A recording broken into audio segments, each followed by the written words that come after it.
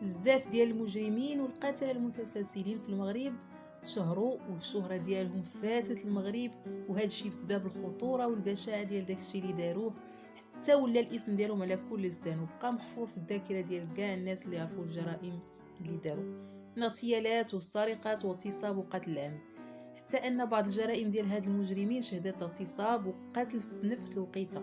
وقليل فاش كنصادفوا شي مغربي او مغربيه اللي ما سمعش بهم. شكون فينا مثلا ما سمعش على المجرم والمغتصب عبد العالي الحاضر، واللي كان كيتلقب بسفاح تارودانت،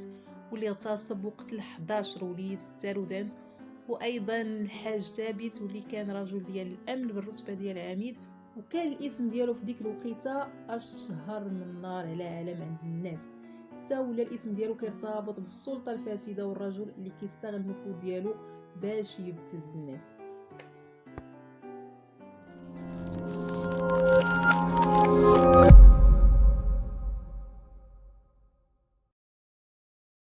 السلام عليكم ومرحبا بكم كاملين عندي في القناه. القصه ديال ثابت اولا الحاج ثابت وقعت في التسعينات، ملي تسجلت العشرات ديال الشكاوي اللي داروها بنات وعيالات مزوجات ومطلقات واللي كان كيبتزهم جنسيا، وما كانت قادره حتى شي وحده انها تجرأ وتواجهه، وهذا الشيء كامل حيت كان راجل السلطه وكانوا خايفين من الجبروت ديالو، حتى لواحد النهار اللي غادي تجرأ واحد السيده وغتفضحو بلا خوف. المده ديال 8 سنين والحاج ثابت كان كيختطف العيالات وكيغتصبهم، وماشي غير هذا الشيء ولكن كان كيصورهم بالصوت والصوره في الشقه ديالو اللي في الدار البيضاء. القاضي ملي مشى في الفيديوهات قال باللي هاد التسجيلات ماشي فقط غير تسجيلات اباحيه، ولكنها تسجيلات ديال الرعب في حق الانسانيه والتاريخ. بعد هاد الفضيحه الصحف غادي تنتعش بشكل كبير بسبب القصه ديال الحاج ثابت، وكاع الناس ولات باغيه تعرف وتتابع الاخبار ديال هاد الوحش.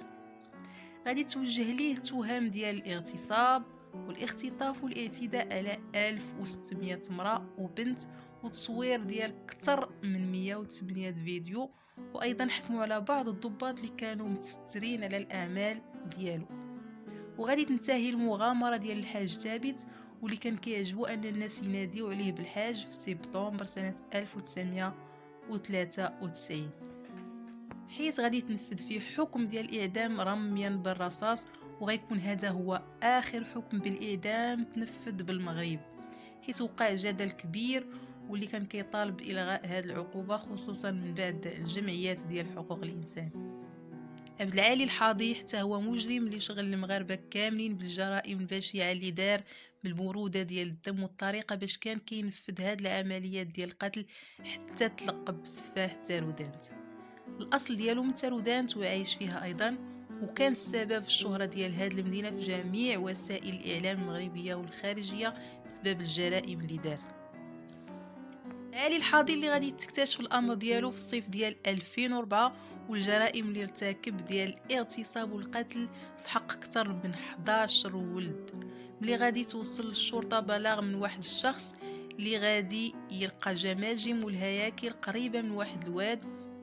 الشرطه صدمها المنظر اللي شافت واكتشفوا مقبره جماعيه واللي كانت كتضم ولاد واللي السن ديالهم كان ما بين 8 سنين و17 عام، واللي تقتلوا بواحد الطريقه صعيبه ووحشيه، فكان كيغتصبهم اول حاجه في البيت ديالو ومن بعدها كيقتلهم، وكان باش كيجتذبهم البيت ديالو كان كيغريهم بالحلوى والفلوس باش يمشيو معاه، زائد انه كان كيبان طيب في وجهه. المغاربه كاع تصدموا من الاعترافات ديال سفاح تارودانت واللي كانوا متابعين المحاكمه ديالو بكل تفاصيل من وسائل الاعلام،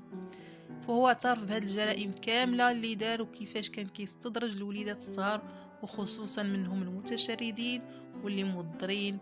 للبيت ديالو فين ساكن، وكيخدرهم ويغتصبهم ومن بعد كيقتلهم بدم بارد،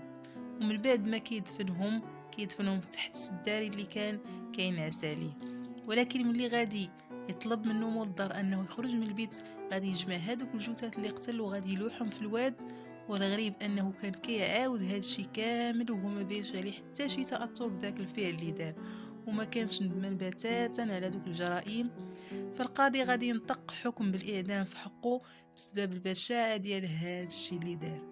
منين جا الدار البيضاء حتى هو مجرم اللي نال شهرة كبيرة في المغرب واللي رقبته الناس منين جا الدار البيضاء، حيت كان في النهار كيبان واحد الشخص اللي ظريف بزاف وحنين، ولكن في الليل كيولي بحال شي وحش آدمي واللي كان كيعتدي على الضحايا ديالو بواحد الطريقة اللي عدوانية، وكان كيستهدف بالخصوص حراس ديال السيارات والشرطة. تحكم عليه بالإعدام في أبريل سنة 2006. بوصمة أيضا ما ينساوش المغاربة بوصمة اللي ارتكب 18 جريمة ديال القتل، وكانت الأداة اللي كان كيستخدمها في الجريمة هي الصمة كبيرة، واللي كان كيقتل الضحايا ديالو بها من الخلف، وكان كيترص الضحايا ديالو في الحدائق المهجورة وقرب الشاطئ، واللي كان كيقتلهم كان كيسرق داكشي اللي عندهم. المهم هذه هي نهاية الحلقة ديال اليوم، نتمنى ان شاء الله تكون عجباتكم. تهلاو ليا في ريوسكم والله يتهناكم.